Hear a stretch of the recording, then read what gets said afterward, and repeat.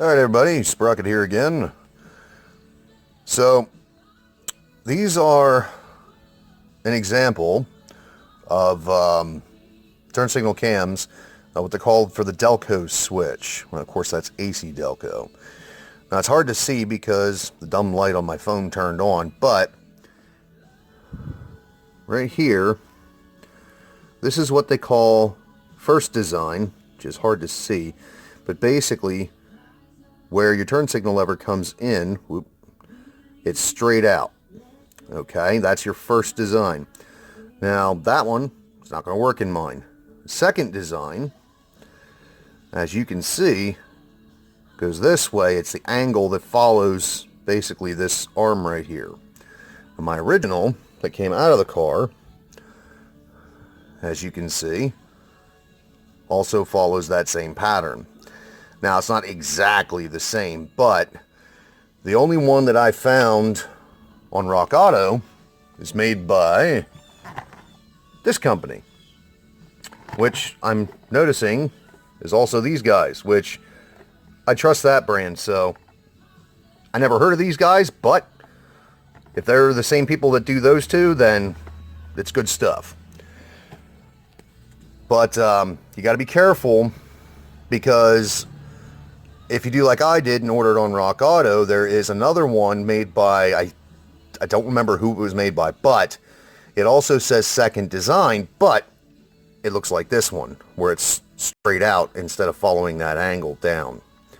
So, now comes the fun part.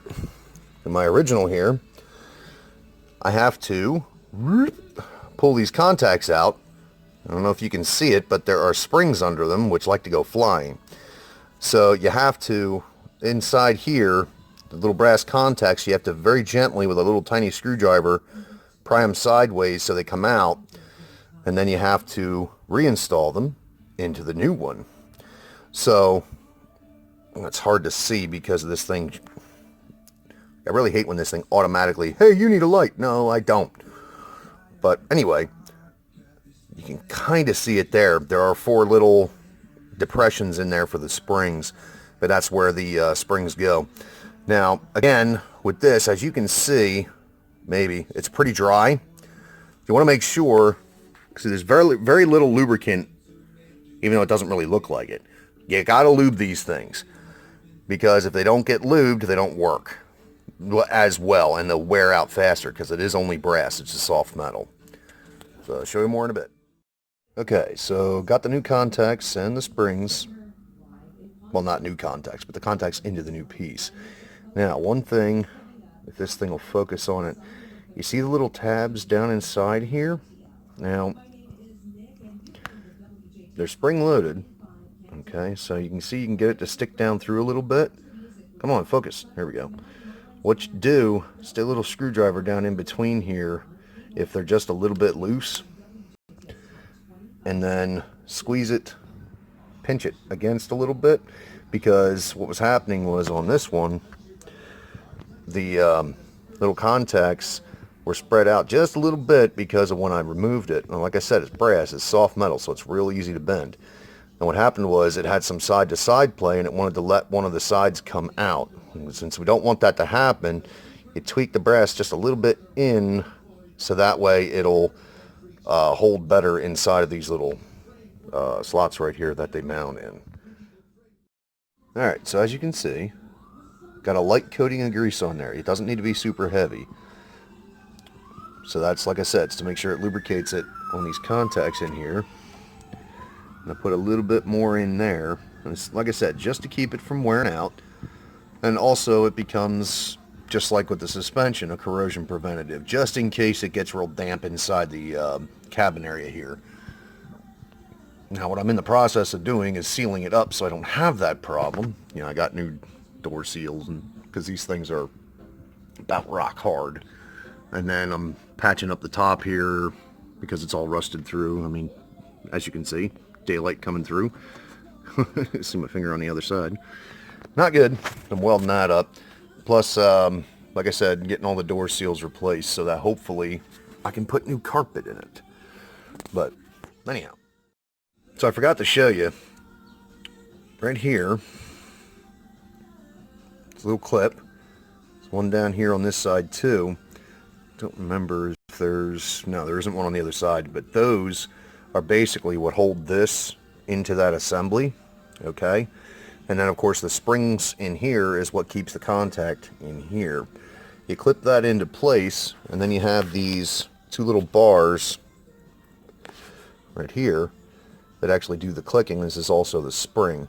These here you want to lubricate as well before you go to put them in.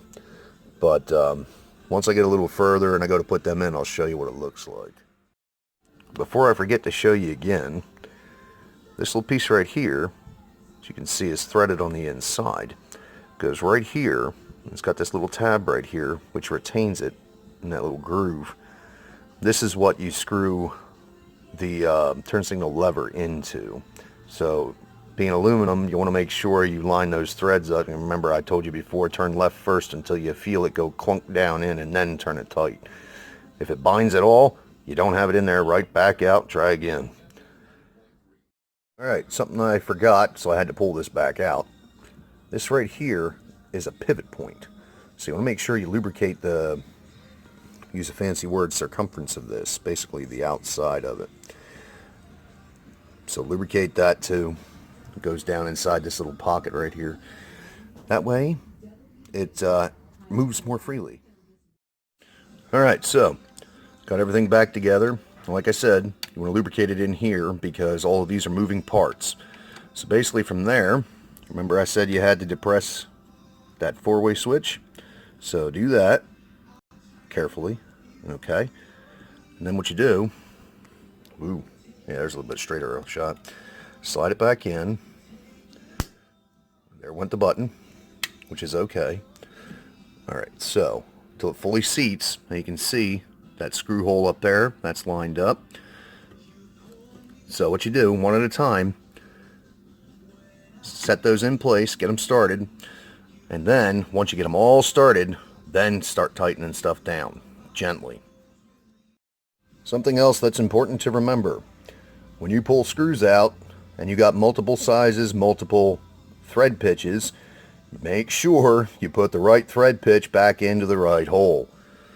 I already know these are fine thread because I can look inside there and I can see that they're fine thread, but I also have coarse thread over here too. So like I said, make sure you're putting the right screw into the hole. And again, if it starts turning hard, something's wrong, stop and reassess what's going on. Alright, so here it is, lever's in place. I also got a shiny new chrome piece over here.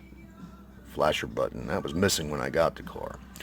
So, once you get it to this point, you want to test it, make sure it works. So, click. Click. Click. Now, it's a little bit stiff. I mean, I understand it's going to be because, you know, it's brand new. But also, make sure you test your button here. Locks in place, holds. Very gently pull it out. So that works. And then just reassemble everything the way it came apart, which more or less showed you that already. So that's it for this project. Have a good one.